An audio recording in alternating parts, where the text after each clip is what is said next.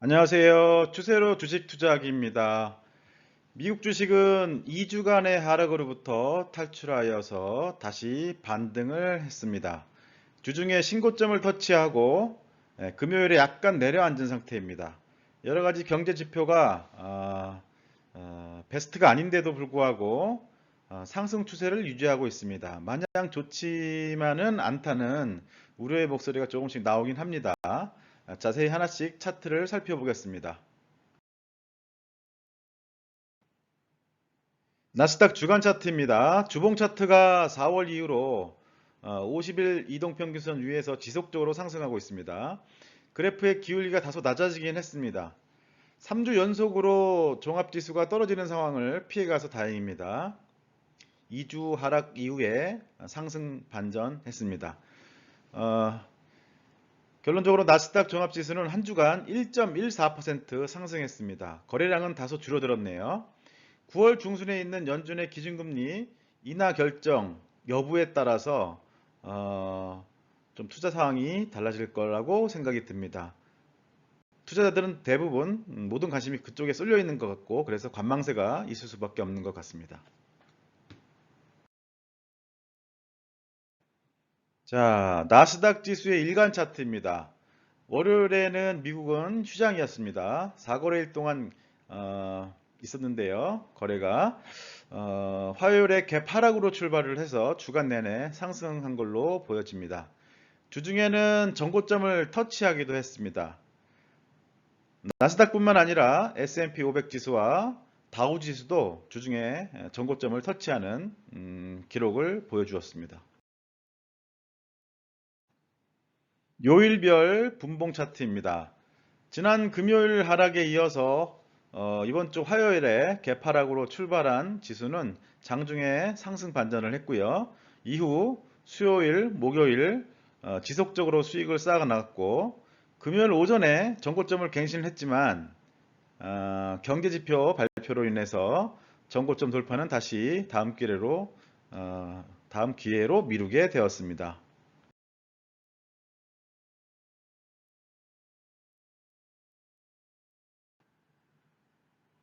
코덱스 미국 나스닥 100H 주간 차트는 다음과 같은 모양입니다.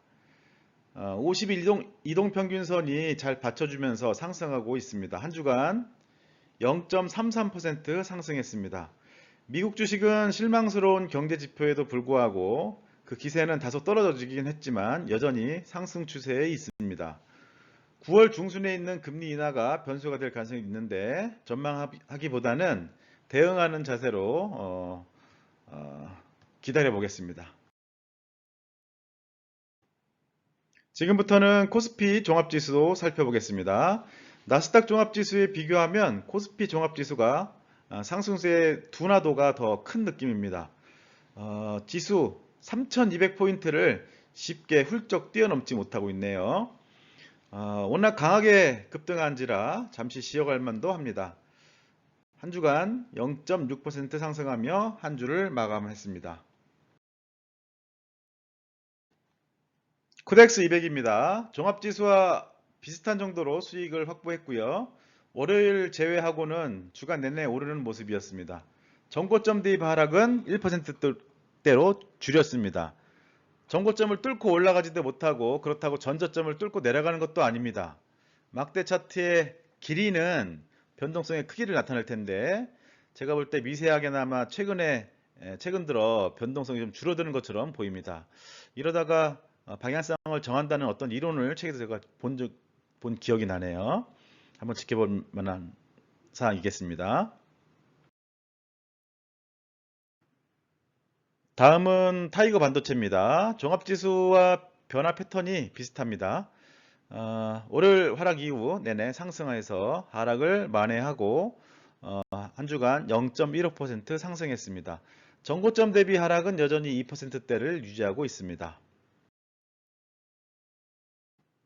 다음은 글로벌 원자력입니다. 큰 하락 이후에 급반등이 지난주에 있었는데요. 이번 주는 다소 하락 마감했습니다. 우리가 투자하고 있는 상품 중에 이번 주 유일하게 하락한 종목이기도 합니다. 전고점 대비 하락률은 현재 5%대 가까이 커졌습니다.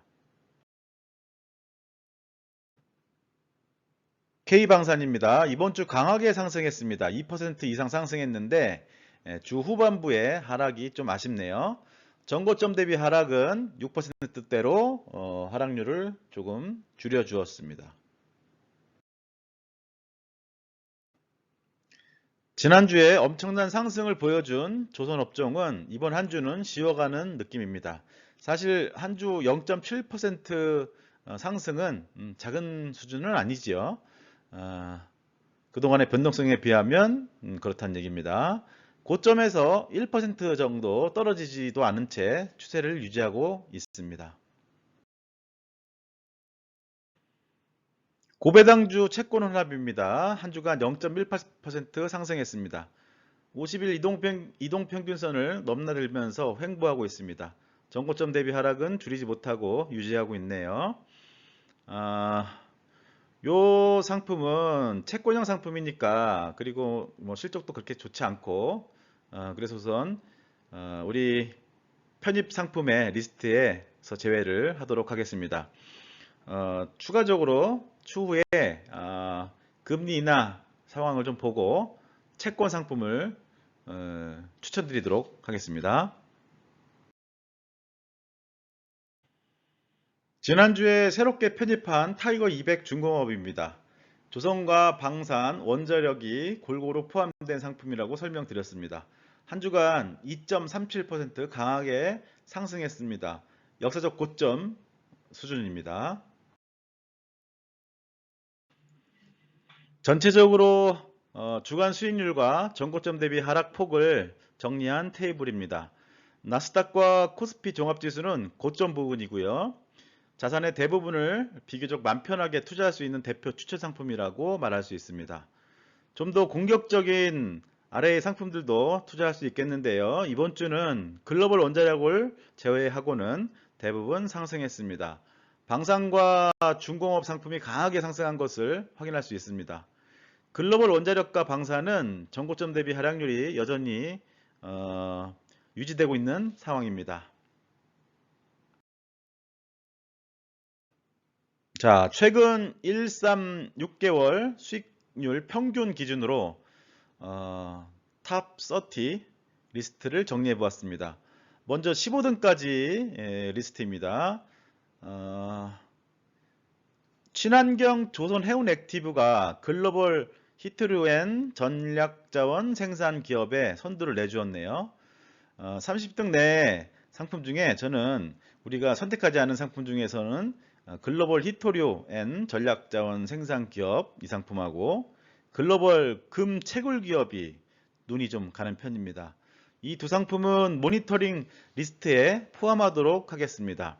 다만 여러분들이 포트에 담고 싶더라도 작은 비율로 투자를 시작하시기 바랍니다. 왜냐하면 매우 변동성이 심한 상품이기 때문입니다. 특히 글로벌 히토류 이 상품은 이 ETF의 30% 정도를 미국 ETF 자체에 투자하고 있는데요. 이 상품의 변동성이 매우 심합니다. 최근 수익률만 이렇게 훌륭하지, 뭐 최근 3년 동안의 연평균 수익률과 최근 10년 동안의 수익률이 확인해 보시면 아시겠지만 최악입니다. 급등과 급락을 밥 먹듯이 하는 그러한 상품입니다. 아울러 고배당주 채권 혼합은 제가 모니터링에서 제외하도록 한다고 아까 말씀을 드렸죠. 자, 16등에서 30등까지의 리스트입니다. 차이나 관련 상품이 순위를 계속 올리고 있고요. IPO 상품도 보이고 베트남도 보이는군요. 자, 마지막 장표입니다. 최근 급등하는 상품을 자세히 보기 위해서 1개월 수익률 탑 20와 3개월 수익률 탑 20를 별도로 정리해 봤습니다. 1개월 수익률 기준으로는 중국 외에는 거의 보이지가 않습니다. 왼쪽 편이죠. 3개월 수익률 기준으로는 노란색으로 표현한 친환경 조선해운, 조선 탑3, 중공업 이렇게 좀 강조를 좀 해봤는데요. 가장 이 세 상품 중에 가장 종목 수가 작고 몇 개의 소수 종목에 집중되어 있는 상품은 조선 탑3 이 상품입니다. 대략 한 4개 정도 기업에 거의 80%, 90% 집중 투자된 상품이죠. 그에 비교해서 그에 반해서 친환경 조선 해운 상품은 10% 이상 비율을 투자하지 않았어요. 그러니까 10% 미만으로 더 여러 개의 그 관련 기업에 분산 투자된 종목입니다. 우리가 생각해 보면은 더 소수 종목에 집중한 상품이 더 수익이 많이 날 것 같은데 이걸 보면 장기적인 기준을 보면 3개월이라고도 해도 친환경 조선을 해온 더 여러 개 나눈 그런 상품이 더 높은 수익을 기록하고 있습니다. 그리고 타이거 200 중공업 이거는 더 범위를 더 넓혀서 업종을 조선뿐만 아니라 방산이나 원자력으로 나누는 것이죠. 그러니까 더 변동성이 좀 덜하겠고 그렇습니다. 오늘 준비한 영상은 여기까지고요. 다음 한 주도 성공 투자 이어가시기를 바라겠습니다. 감사합니다.